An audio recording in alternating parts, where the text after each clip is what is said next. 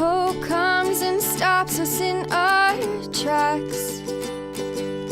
Bravely we prove in our striving, trudging together each day. Where there's a will, there's a way.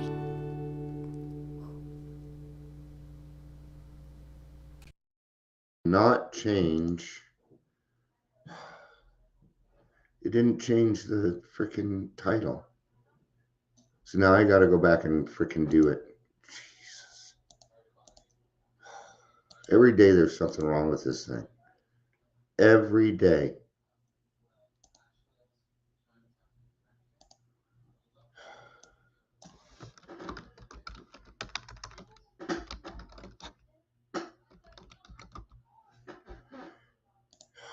Fucking bullshit.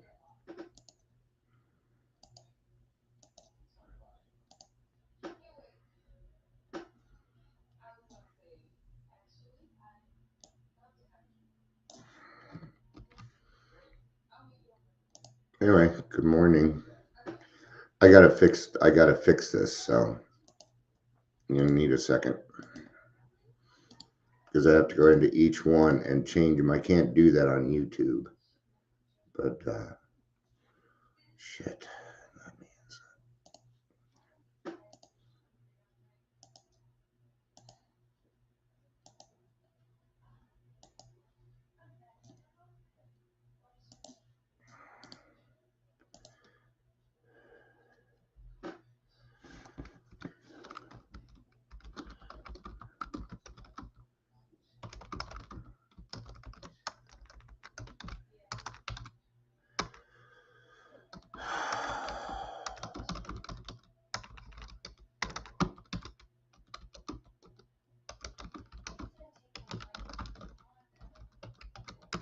there we go.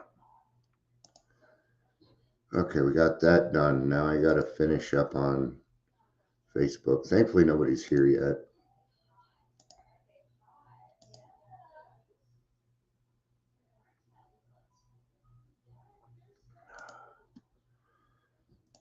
Darn it. I got to redo it because that.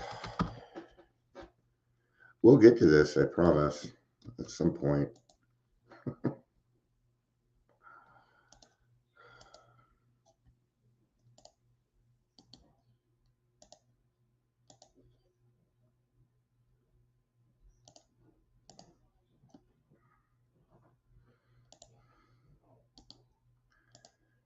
All right, all done.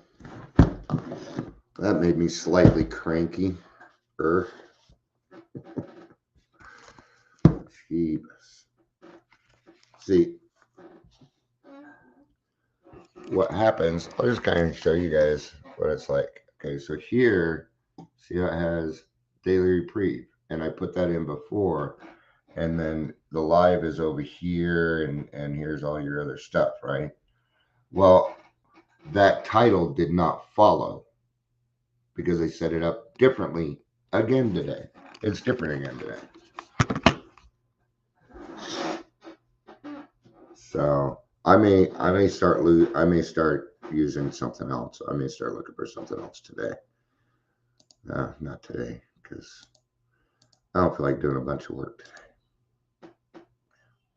I don't.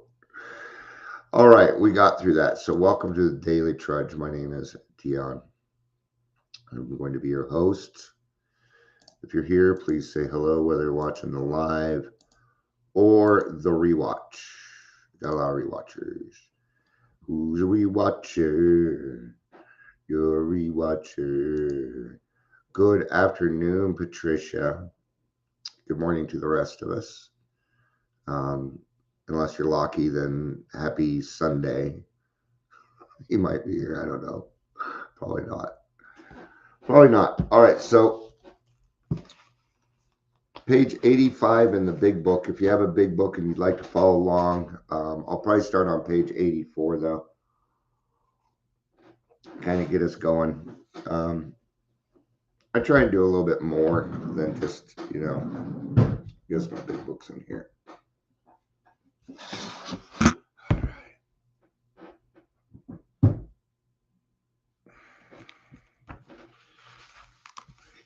24. Ugh.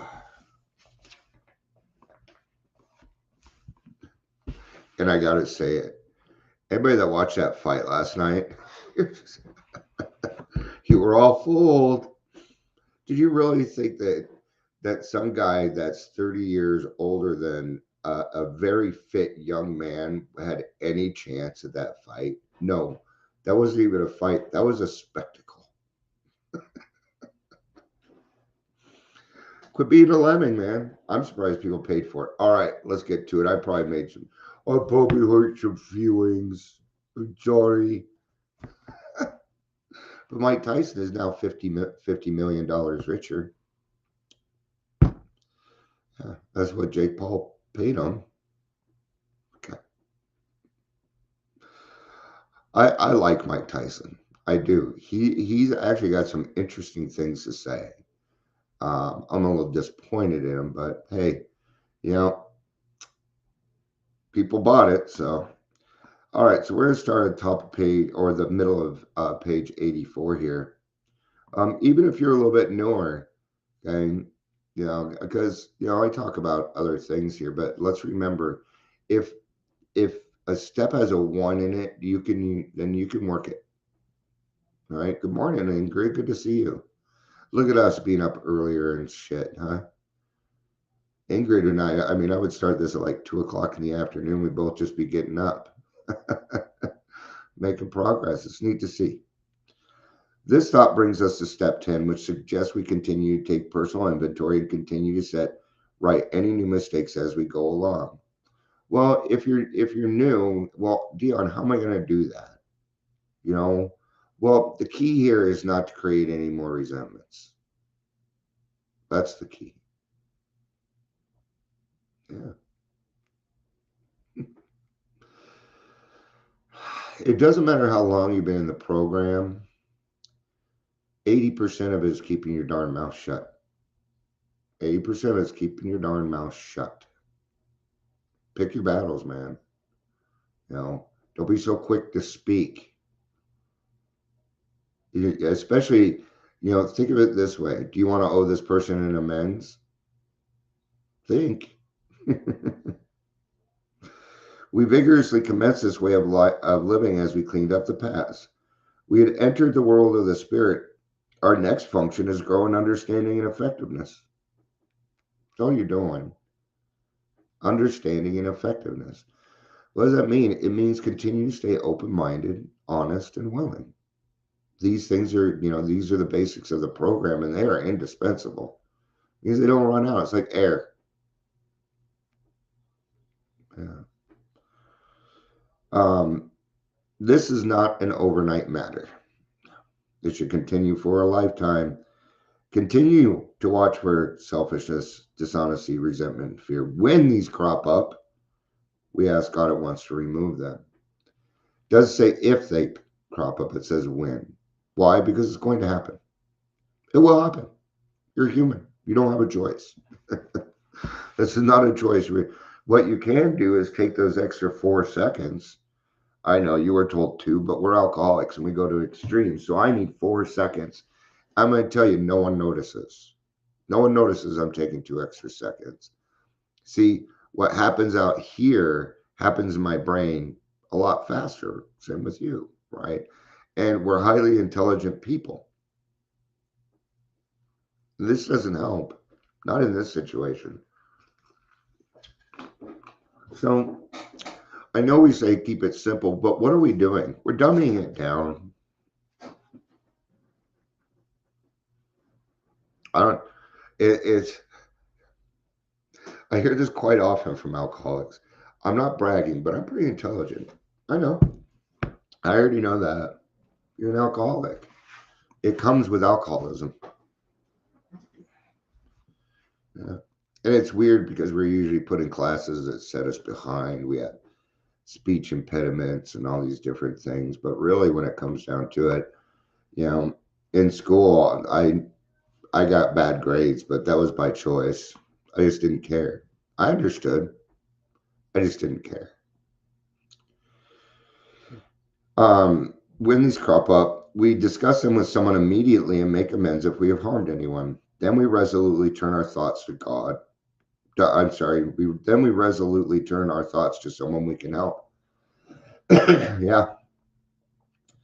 Love and tolerance of others is our code. Now, here's the key. We're going to be talking about some things before the daily reprieve. Okay. It's because there's some requirements for a daily reprieve, not suggestions, requirements. I'm just going to call it what it is because the people that are here, they don't do suggestions. We do. We're past the it's suggested part. And we have ceased fighting anything or anyone, even alcohol. I'm going to rephrase that for anybody new. And we have ceased fighting anything or anyone, including ourselves. Stop fighting. Stop fighting you. Accept it. You know what the hardest part was? Loving me for who I was. That was the hardest part. And you know what I'm talking about. For by this time, sanity will have returned. That is the definition of recovered. That's all it is. Just means I get to use my brain again. It means I'm no longer insane. That's progress. Doesn't mean I really want to use my brain anymore. I mean, it still gives me intrusive thoughts and all these other things. But every now and again, it comes up with a decent idea to help somebody, because if I keep my mind geared towards the solution and not focusing on problems, then I'm feeding the right wolf, right? You have a good wolf, you have a bad wolf. Well, which one wins? Well, the one you feed. Okay. We will seldom be interested in liquor. If tempted, we recoil from it as from a hot flame. Now, if sanity is returned, gosh, doesn't that sound a lot like a reaction? Nah, don't recoil from it as from a hot flame. Just let it be what it is. It's alcohol. It's a non-entity. Here's the key. If you feel tempted or you feel the obsession, get the fuck out. You don't owe anybody any explanation for saving your life. Okay? If you're embarrassed to tell people what's going on, tell them you have explosive diarrhea. They will leave you alone. I guarantee it. They will clear the way for you to leave. Who cares? Why is being an alcoholic more embarrassing than explosive diarrhea?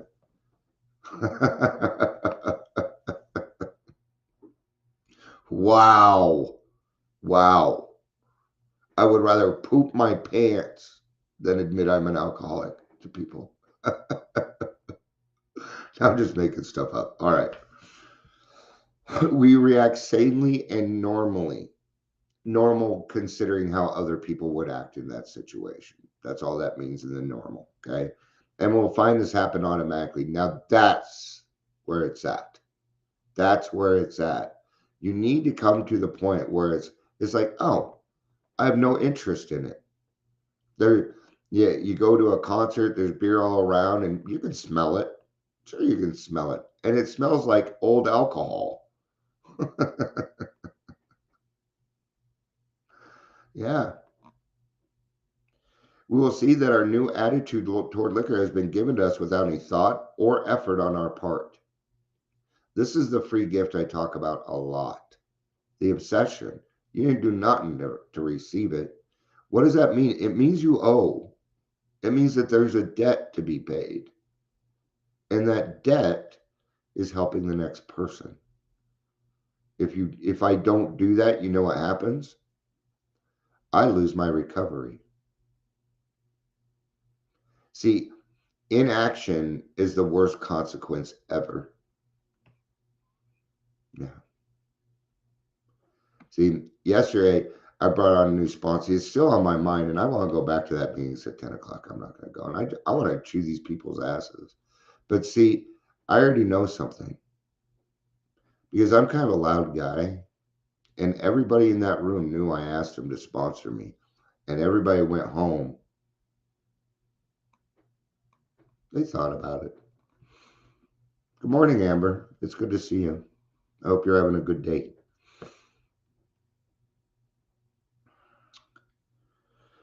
We are not fighting it. Neither are we avoiding temptation. I don't avoid temptation anymore because there is no more temptation. It's gone. Now, there are times I'll be watching something, somebody will drink like a whiskey or something. I'm like, oh, that sounds good. I'm like, yeah, you don't even like the taste of alcohol. What do you mean it sounds good?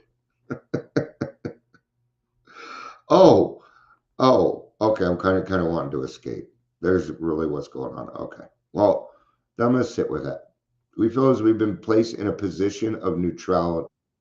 Here's the big one: safe and protected.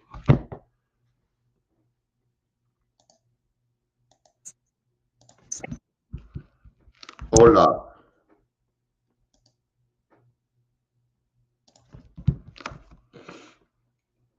Safe and protected. We have not even sworn off.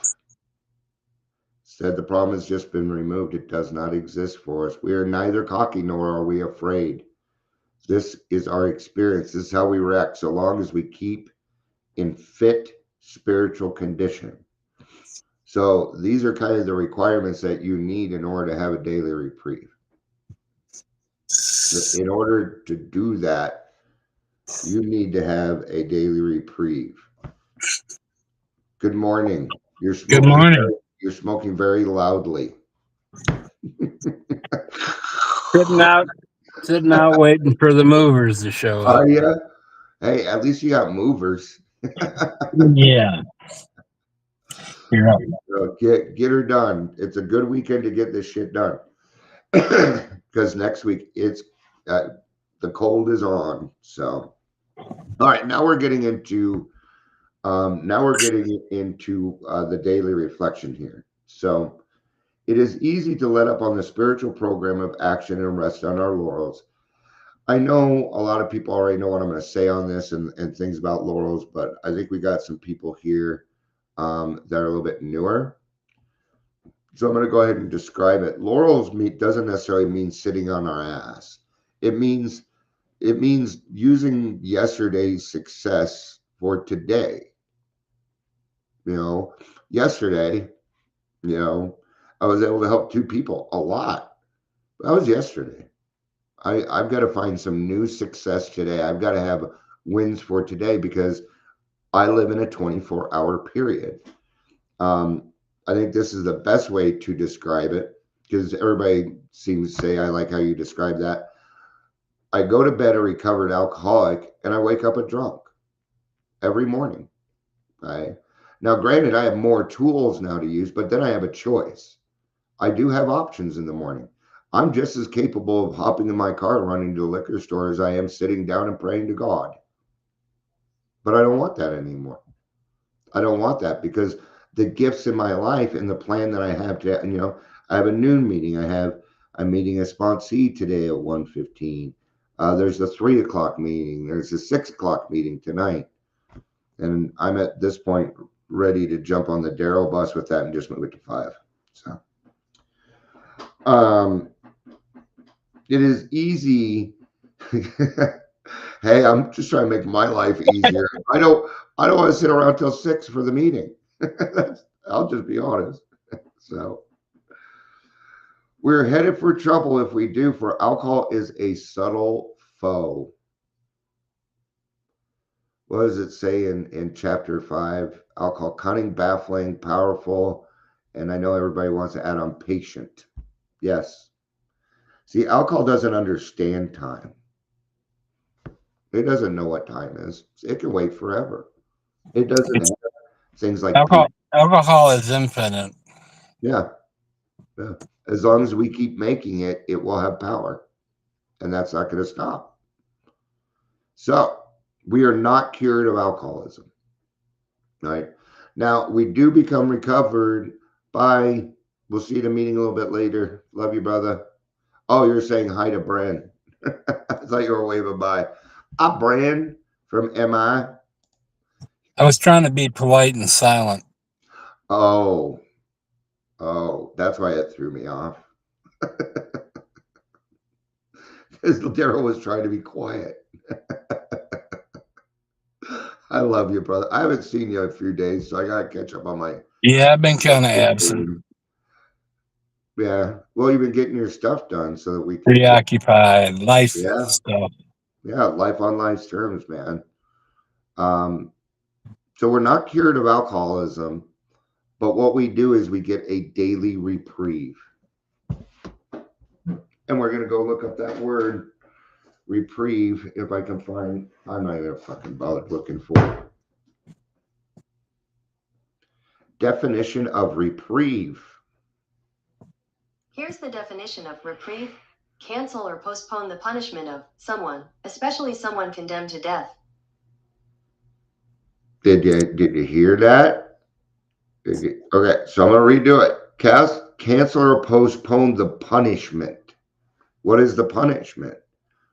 The punishment is the alcohol in this case, the consequences of drinking.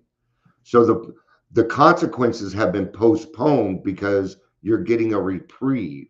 If you want, you can use grace in this if you want to also. A cancellation or postponement of punishment. What does reprieve mean? To stop or delay the punishment, especially by death of a prisoner. That is also apropos. Yeah. Yep. Because now, why are they saying that? Because when I put alcohol into my system, I am committing suicide. That is why we say that. We call it suicide on the installment plan. Go ahead, Daryl. I think the operative word there is postpone. Yep. Because it don't go away. It's still there. It is. Those consequences do not change. That is absolutely correct. It also applies to that this is a progressive disease and that you do not need to be drinking alcohol in order for your alcoholism to progress. Alcohol is the solution, not the problem. Yeah, and that's the end result. Yeah. Is we get a reprieve from the punishment of alcohol, if you want to put it that way, which is true, or consequences of alcohol, and up to and including death. Yeah. And it's just postponing it. It doesn't say get rid of it. That's right. Because, and I'll give a good example of that. I don't care how long I'm sober, I get intrusive thoughts. And that's what we're talking about. It doesn't ever go away. I just get a reprieve. I get a grace from God every day. That's why I say when I wake up in the morning, I'm a drunk again. I'm starting over. Yes, I have my tools and I have my knowledge, but today's a new day to do new stuff. You know, and that's it. And God is giving you the grace. He's giving you a reprieve. You know, it's just like, oh, here's a great way to put it. Once I was in front of a judge, right? It was a marijuana misdemeanor charge, and in Colorado Springs. But one of the punishment, or one of the things that they made me do, was get my driver's license back. Now, what was he doing? He was giving me a reprieve. You get your driver's license back, we're good. What was he trying? He was postponing a reprieve so I could do something good and become a working member of society again. That's what that judge was trying to do. Yeah. And I did. I got my driver's license back because I didn't want to go to jail. I lost it pretty quick, but so what we really have is a daily reprieve contingent on the maintenance of our spiritual condition. So there's a contingency. Yeah. What's my contingency? God, please keep me sober today. And then I go out into the world and I do things, go to a meeting, hop on live and talk with my friends and, you know, help out around the house, you know, do esteemable things. But it is the maintenance, right?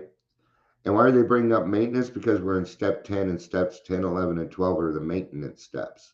That's where we maintain our recovery.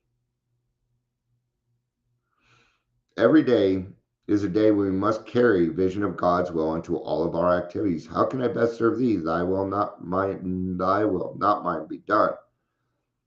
These are thoughts which must go with us constantly. We can exercise our willpower along this line all we wish. It is the proper use of the will. Now, listen to the freedom that you get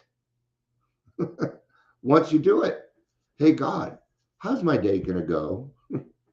We have a running joke. You want to make God laugh? Tell him your plans. Tell him your plans. Okay. Yesterday, Exactly. yeah, I did not get one thing done on my to-do list. God's like, no, that's not what you're doing today.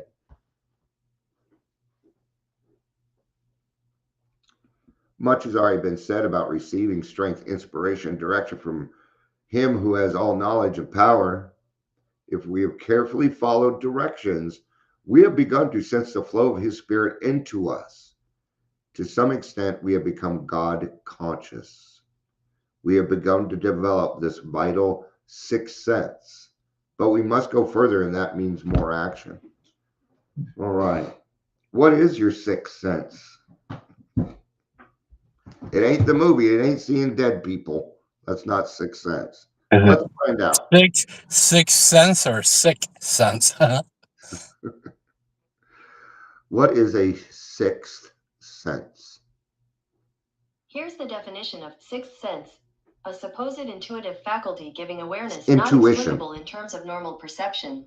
Intuition for alcoholics, I know for me, is your sixth sense. You ever been around somebody and everybody else is like, oh, no, they're great. And you're like, oh, no, they're not. My tummy is telling me something is wrong. And you turned out you were right. Yeah. Listen to your intuition. If you are somewhere and you feel unsafe, get the fuck out. Get out. Listen to your intuition. It is different than an intrusive thought. Intuition comes from the gut. Okay. What else is intuition? Okay. Good morning, Jillian. It's the difference between right or wrong. Bye. Love you. Or are you waving to Jillian? You just No, actually both. Hi, Julian. Hi, guys. And bye. hi, guys. Talk to you later. Bye, Mrs. Kilner. Love you. Honey. Talk Bye. to you later. Love you, bro. Yeah, when you have that intuition that you just need to get the fuck out. Okay, intrusive thoughts are me judging somebody, right? It's me taking somebody else's inventory, something like that. Okay, my intuition is a gut feeling that something is wrong, right? I have found, this has been my experience, that when it comes to alcoholics, it is almost always right. When it comes to recovered alcoholics. Why? Because we have a new set of morals. We have a new set of standards that we are living. We're living by a different lifestyle. Okay. See, I'm 54, and you know what happens when I lie? My stomach hurts. It still happens. That doesn't change. We just tend to grow up and ignore it. But listen to it, man. You know, when it comes to your feet, there's some things that we let go of, but there's some things that we need to let stay, and we face them, like our feelings. You're angry at someone, great. Be angry for 10 minutes and then get the fuck over it. If you put it off, then you are ignoring the problem. You can't let go of your emotions. You got to work through them. You got to use the tools. Now, what you can do of letting go is, God, please help me find the serenity to be able to forgive this person right now. Okay. Now, forgiveness is something internal. You cannot walk up. Did somebody ever walked up to you and just said, oh, I forgive you? Like, for what? Fuck you. See, I'm not God. I cannot truly forgive. I don't decide who goes up and who goes down. No, this is it. Forgiveness is a very internal thing. For us, forgiveness turns into justice. And that is the act of changing because your behavior was incorrect.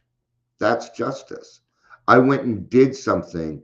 I took years out of my life to become a different person because I treated you like shit. That's justice. and it happens in the 9th step. Forgiveness is in step 5. And the forgiveness is this: your higher power forgiving you for your derelictions. That's really the only forgiveness that happens. Now that you've been forgiven by the old great mighty master, or whatever you want to call it, you now have forgiveness as a tool. But you cannot actually forgive somebody. It won't happen. Why? Because you ain't going to forget. You're not going to forget. Okay. I'll give you, what's the line? First time, shame on you. Second time, shame on me, because I allowed it to happen again. One of the hardest things in this program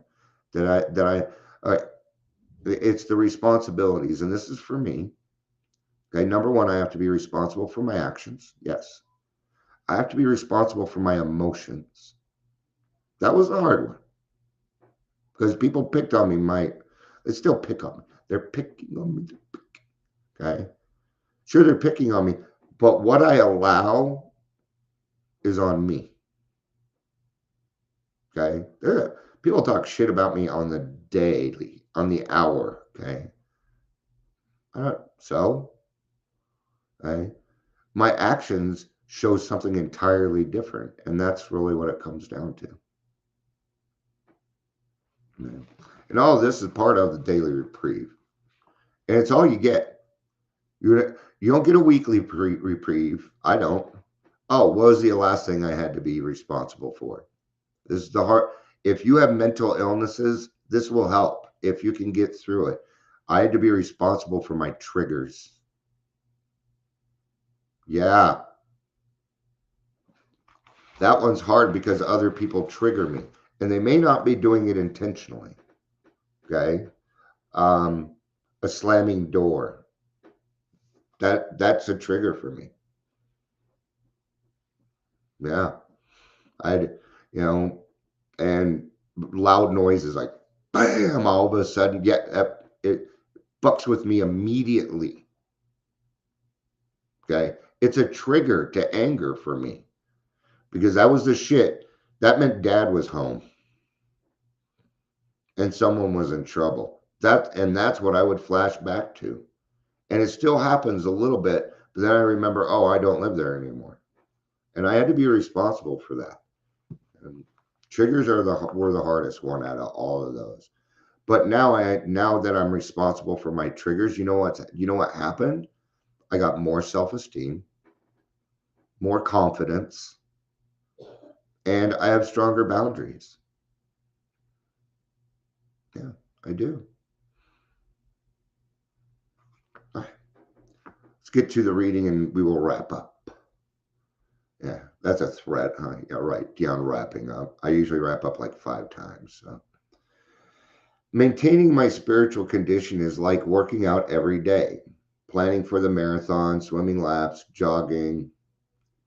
I don't do any of this, so I don't really. Okay.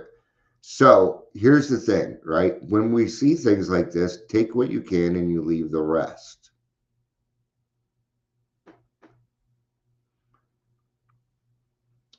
And it's an example, I know, but sometimes we use examples to, see, that's why you kind of follow me, because the examples I use, you catch, because we're alike in that sense, right?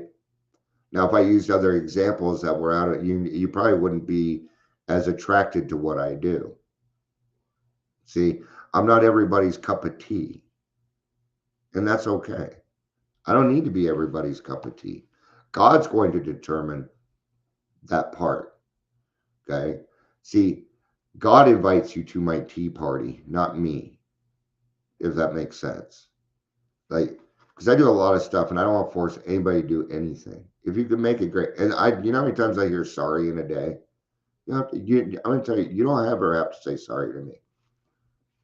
You don't. I'm your friend. Okay.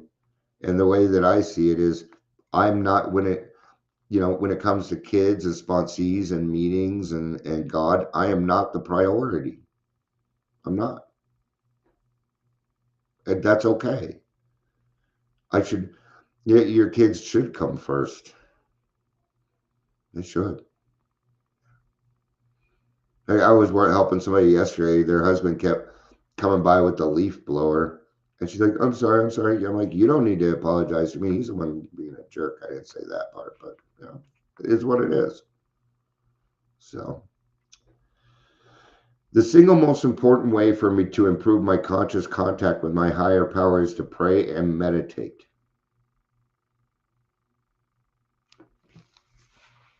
I'm thinking on this because I mean, I think that's a good start.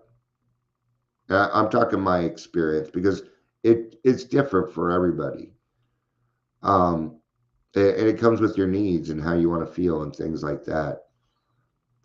I think helping other people through the steps actually does that for me. When I go do something esteemable and I help somebody else out, that's when I really feel closer to God or my higher power. That's usually when it happens. That's when I feel the most gratitude, the most joy, the most serenity, knowing that I allow God to work through me. You know, when I'm talking to somebody and they write stuff down, they're like, "What did you say?" I'm like, "I don't know. God talks through me. I don't know what I said. Can you remind me what we were talking about?" It happens here quite often. Oftentimes I don't think about what I'm saying here. I might stop every now and again, but I'm not thinking. I'm waiting. I'm waiting because there's something next that God needs to say. And God talks through his people. Now, does that mean Dion's 100% correct and God's talking through him? No, I don't know. But I'll go with I don't know because I don't. Because if I say God's talking through me, well, God talks through everybody. I'm not special in that way. He talks through all of us. So that doesn't separate. That's what happens when you become a recovered alcoholic. You have God consciousness. It means you can see it, feel it. I mean, it's the whole thing. Your intuition will know, right? You'll get butterflies in your tummy. Just like when you were 3 and you were getting ready to go to the theme park. Yeah, you'll get that same feeling.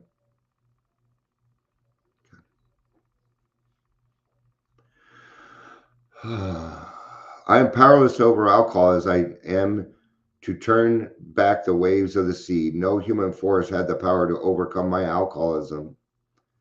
Now I am able to breathe the air of joy, happiness, and wisdom. I have the power to love and to react to events around me with the eyes of faith and things that are not readily apparent. My daily reprieve means that no matter how difficult or painful things appear today, I can draw on the power of the program to stay liberated from my cunning, baffling, and powerful illness.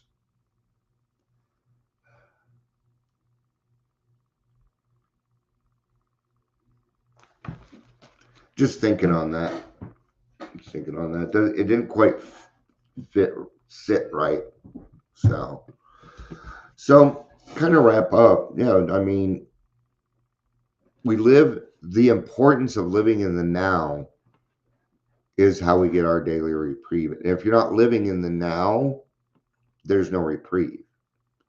What does a reprieve feel like?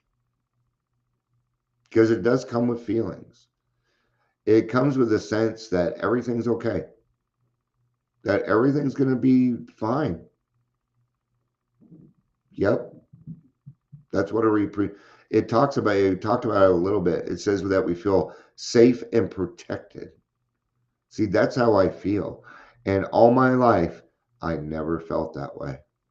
I never, ever felt that way. Not with anything. It wasn't until I did the program and got a higher power in my life and went to therapy and EMDR and doing the steps and helping other people. There was a lot of work that I had to put into this to achieve that. But now that I got it, I will do anything to keep it. Why? because it makes me feel good. And I'm an alcoholic, and anything that makes me feel good is something I tend to hold on to, good or bad. Yeah. I'm addicted to Alcoholics Anonymous. Oh, well. It's a good addiction. See, there are good addictions. Running, showering, brushing your teeth. These are addictions. You do them every day. There's more to it than we know. So, all right. And I'm going to say this before I go. I'm getting a little tired of alcoholism being dumped in with everything else. Alcoholism is an entirely different disease than addiction. It's not the same. You might have an addicted personality. That's something different. Okay. It's like this. I don't bring my PTSD into the meetings because it's a separate issue. It's something different.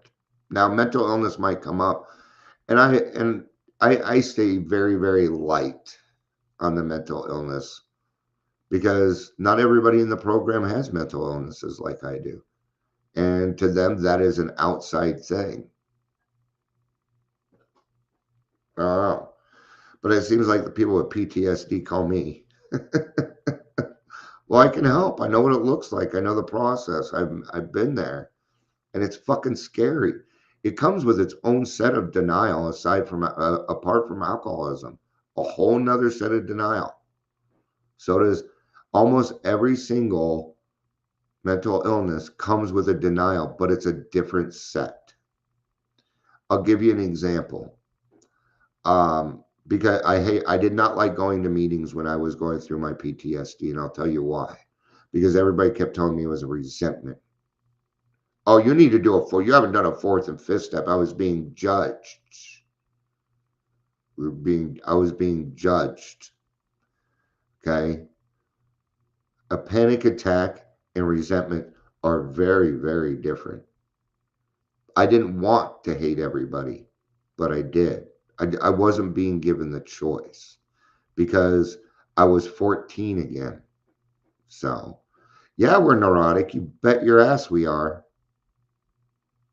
We're all, and there's, I don't want to include everybody, but yeah, in a sense, we are neurotic.